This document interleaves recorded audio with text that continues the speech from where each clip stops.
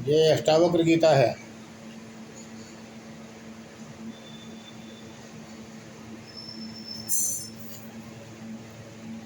यह मैंने 2006 में लिखी थी।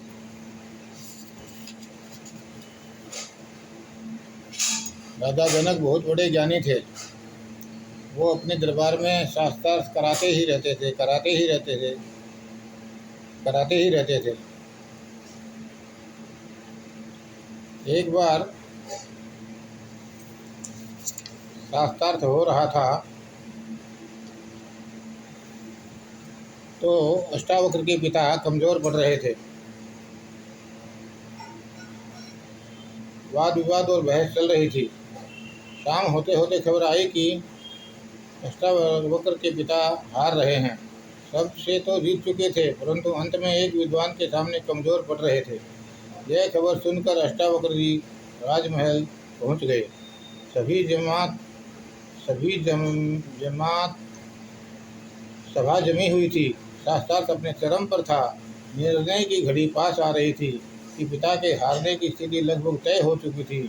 लगता था अब हारे। अष्टावक्र भीतर दरबार में चले गए। महापंडित वहाँ इकट्ठे थे। अष्टावक्र के टेढ़े मेढ़े शरीर और लुढ़कती हुई चाल को देखकर सभी विद्वान हंसने लगे। अष्टावक्र भी खिलखिलाकर हंसे। फिर रुके और बोले, हे राजन, आपने यह चमारों की सभा क्यों बुलाई हुई है? अष्टावक्र ने सभी विद्वानों को चमार घोषित कर दिया। सभा में सन्नाटा छा गया। अष्टावक्र ने सभी विद्वानों को चमार जो घोषित कर दिया था। सम्राट ने पूछा, तुम्हारा क्या मतलब है? अष्टावक्र ने कहा, सीधी सी बात है, इनको मेरी चमड़ी दिखाई पड़ती है। ये चमार हैं, चमड़ी की पारखी हैं। मेरा शरीर टेढ़ा मेढ़ा है, लेकिन मैं तो टेढ़ा मेढ़ा नहीं। जो मेरे भीतर बसा है उसको तो देखो, वह तो टेढ़ा मेढ़ा नहीं। ये बड़ी चौंकाने वाली घोषणा थी। सन्नाटा छा गया। यह बड़ी अद्भुत बात कही थी अष्टावक्र ने। सब चौंक गए। राजा जनक को भी झटका लगा। आसन से उठे, प्रणाम किया अष्टावक्र को और बोले, मेरे धन्य भाग, आप आइए, आपने मुझे चौंकाया। पधारो और करो ज्ञान की वर्षा। और अष्टावक्र गीता में अध्यात्म की यही ज्ञान की वर्षा समृत है, जो हमारे सामने ये विचार रखती है कि शरीर का कोई महत्व नहीं। महत्व है आत्म तत्व का, जो शरीर में स्थित होकर भी शरीर से परे है, शरीर से ऊपर है, विनाश से ऊपर है, जो सदा रहने वाला है, शाश्वत है और जो परमात्मा है। अष्टावक्र कह रहे हैं, तुम शरीर से तो हट ही जाओ, संसार की भाग दौड़ तो छोड़ ही दो, मोक्ष की दौड़ भी मन में मत रखो। मोक्ष की दौड़ भी मन में मत रखो। तृष्णा के सभी रूपों को छोड़ दो। तृष्णा मुक्त होकर जियो। यही क्षण परम आनंद बरसेगा। आनंद तो बरस ही रहा है। तुम तृष्णा की छतरी लगाए खड़े हो तो भी नहीं पाते हो। किसी कवि ने क्या खूब कहा है, देखा है हर चाह बनी आखिर में दुख का कारण। देखा है हर चाह बनी आखिर में दुख का कारण। हम पत्नी से कुछ चाहते हैं, भाई से कुछ चाहते हैं, दोस्तों से कुछ चाहते हैं, मिलता नहीं। जो हम चाहते हैं वो मिलता नहीं। मिलता है तो उनसे दुख मिलता है। तो कवि कहता है, देखा है हर चाह बनी आखिर में दुख का कारण, फिर भी चाहे मोक्ष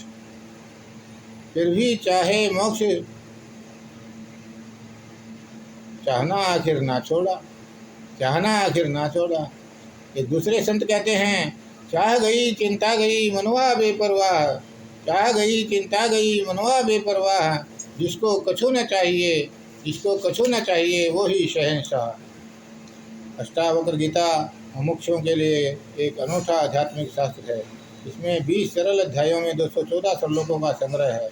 हर श्लोक अपने आप में पूर्ण है। सत्य का सीधा वर्णन, सत्य कहने में कोई संकोच नहीं। शरीर से 8 जगह से टेढ़ा मेढ़ा होने के कारण इनका नाम पड़ा था अष्टावक्र। जरूर इन्हें बाल्यकाल में पोलियो जैसी कोई बीमारी रही होगी। इसका इलाज नहीं हो पाया होगा, इसीलिए उनका शरीर आजीवन टेढ़ा रहा। उनके इस टेढ़े मेढ़े शरीर को लेकर भी एक कथा है। अष्टावक्र के पिता अपने समय के बहुत भारी बड़े विद्वान थे। अष्टावक्र अभी अपनी माता के गर्भ में ही था कि पिता रोज वेद शास्त्रों का पाठ करते थे। अष्टावक्र उसे अपनी माता सुजाता के गर्भ में सुनते थे। खूब वेद सुने गर्भ में अष्टावक्र ने, और एक दिन गर्भ से ही पिताजी को आवाज़ दे दी कि हे पिताश्री, आप हर समय वेद शास्त्रों का अध्ययन करते रहते हैं। मैंने भी आपसे सब वेद गर्भ में सुने हैं, परंतु क्षमा चाहता हूँ, इन वेदों में ज्ञान कहाँ है। इन वेदों में शास्त्रों में ज्ञान नहीं है, शब्दों का भ्रम जाल है। ज्ञान तो स्वयं में है, शब्दों में सत्य कहाँ।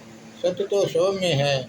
पिता के अहम को ठेस लगी, उनको क्रोध आ गया, और पिता ने पुत्र को माँ की कोख में ही श्राप दे दिया कि तू माँ के पेट में रहकर ऐसी बातें बोलता है, जा तू 8 जगह से टेढ़ा मेढ़ा हो जा। और वे गर्भ में ही जन्म से 8 जगह से टेढ़े मेढ़े पैदा हुए और अष्टावक्र कहलाए। इनके संबंध में एक कथा और है। राजा जनक अपने महल में सो रहे थे। उन्हें स्वप्न आया कि वे एक दिन दीनहीन भिखारी हो गए हैं, 3 दिन से भूखे हैं। कहीं से किसी प्रकार से 2 मुट्ठी चावल दाल इकट्ठे किए, मिट्टी के बर्तन में पकाने लगे। उसी समय लड़ते हुए 2 बैल वहां आए, और जो कुछ पक रहा था वह सब नष्ट भ्रष्ट हो गया। इतने में नींद टूट गई, स्वप्न अदृश्य हो गया। राजा जनक क्या देखते हैं कि महल, पलंग, रात्रि का सुख, शयन का सब ज्यों का त्यों है। मन में एक प्रश्न उठा, जो स्वप्न में देखा वह सत्य है, या जो अब देख रहा हूँ वह सत्य है। सम्राट ने विद्वानों को बुलाना शुरू किया और सबके सामने यह प्रश्न रखा कि सत्य यह है या सत्य वह है। किसी से कुछ कहते न बना। बहुत बहस हुई, परंतु सम्राट को संतुष्टि नहीं हुई। जब अष्टावक्र के सामने यह प्रश्न रखा गया तो अष्टावक्र ने कहा, ना यह सत्य है ना वह सत्य है, और फिर सत्य का दर्शन कराया। इसी अष्टावक्र गीता का अध्ययन कर नरेंद्र स्वामी विवेकानंद कहलाए। जब नरेंद्र श्री रामकृष्ण परमहंस जी के सामने पहुँचे थे और कहा था कि क्या आप मुझे परमात्मा के दर्शन करा सकते हैं। तो रामकृष्ण जी परमहंस ने कहा था, हाँ करा सकता हूँ। तब उन्होंने नरेंद्र को यह अष्टावक्र गीता दे दी और कहा, बेटा जरा पढ़कर सुना, मेरी आंखें कमज़ोर है। और जैसे ही नरेंद्र ने अष्टावक्र गीता के पहले अध्याय के 5-7 श्लोक पढ़े, उसका दिमाग भन्ना गया, उसको परमात्मा दिखाई देने लग गया, और वे बाद में नरेंद्र स्वामी विवेकानंद कहलाए।